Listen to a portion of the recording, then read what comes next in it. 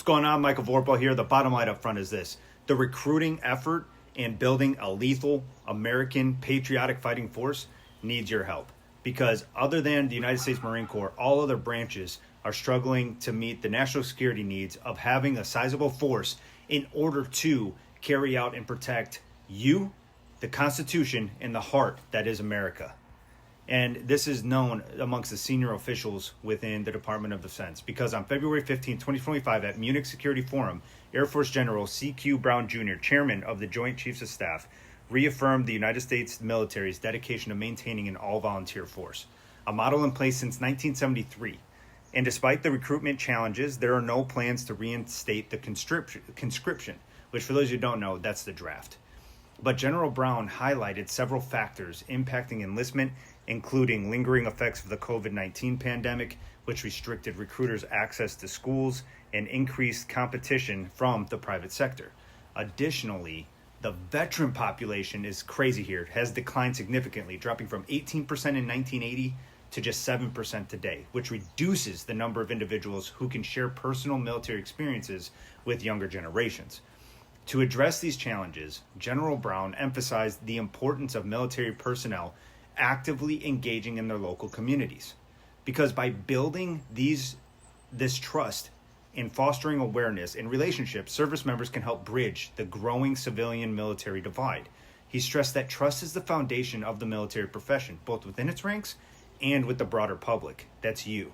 Strengthening our connection to one another is vital to sustaining a strong and capable all-volunteer force.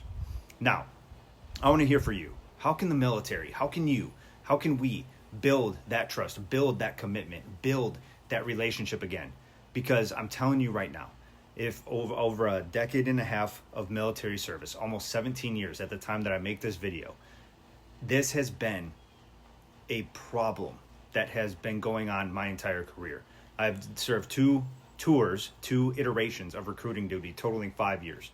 So if I plan on retiring at 20 years, that would be a quarter of my time in the recruiting field.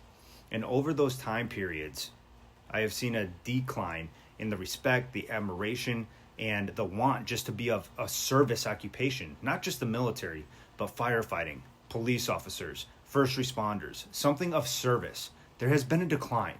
And I'm curious as to what you think the reason is for that. And if you're someone who's like me, who has served, especially as a United States Marine, especially as a service member, then it's up to you and I to be influences in our community, in your community. It can't just be those who are putting a voice to it like I am here. We have to show the traits, the principles, the leadership capability, and the impact that we are supposed to have.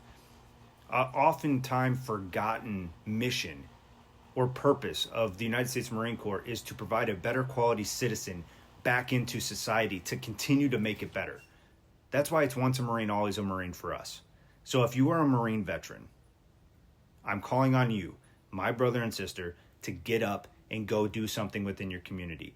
Bridge the gap. Stop reliving the glory days. I'm not saying bring the glory days here, but you need to impact your community with the things that you are passionate about. Make service admirable. Make a service occupation desirable. And the only way to do that, here's my idea to bridge this, is by you and I taking action within our community.